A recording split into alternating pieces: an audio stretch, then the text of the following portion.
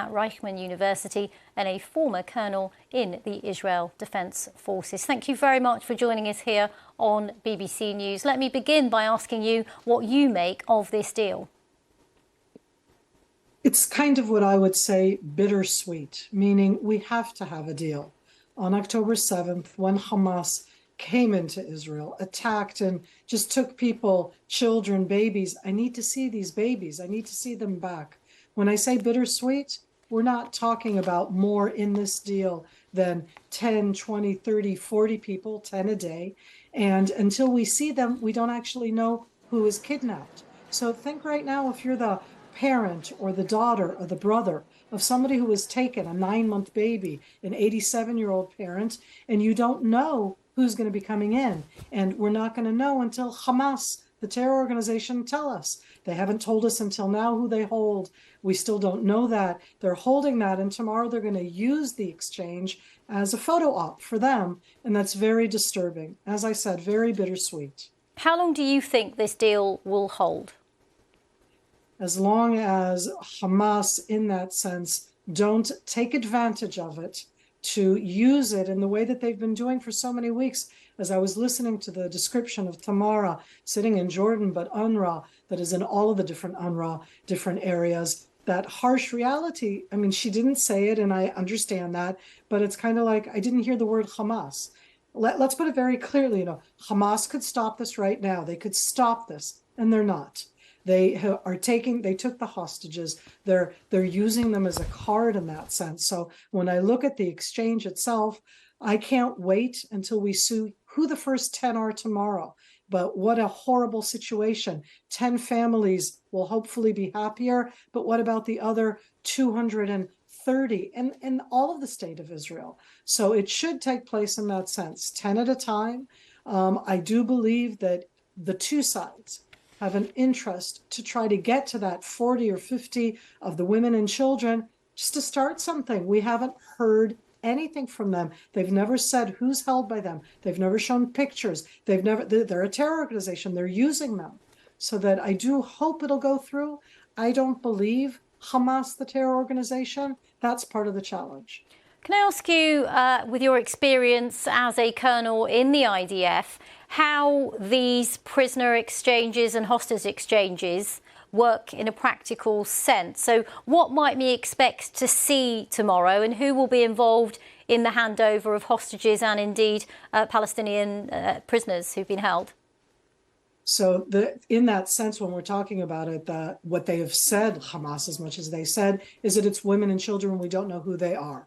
The contact point, at least in the exchanges that took place, they let out until now 4 women out of the many hostages, is that they'll be handed over in the Gaza Strip somewhere, I would say in the center, in the south, to probably the International Red Cross, which don't usually do things like this. And with the Hamas captors, they will be brought to the Egyptian border. I imagine that Egypt and Qatar are the facilitators. So I imagine Egyptians, Qataris, International Red Cross, and a very Hamas orchestrated photo op.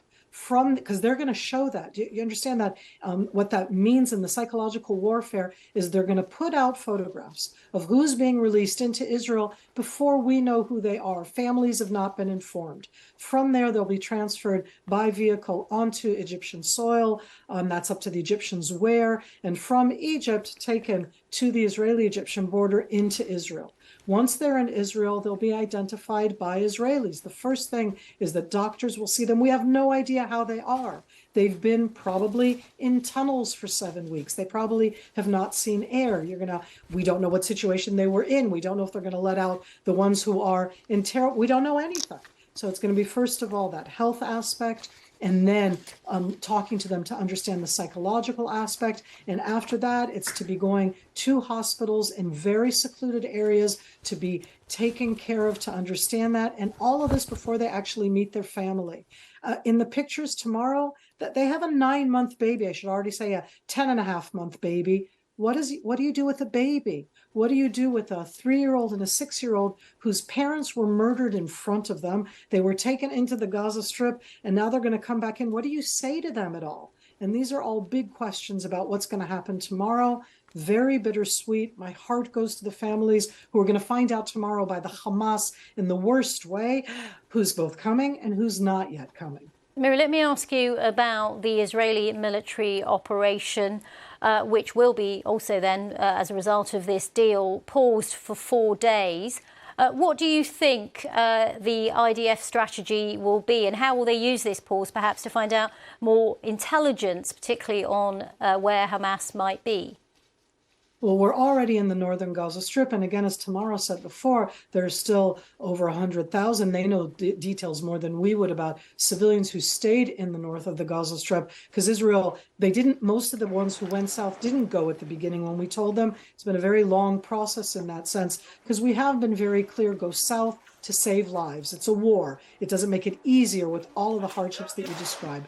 The Israeli military are going to be looking both at civilians in and around the northern area that we are deployed in as we've closed in that area.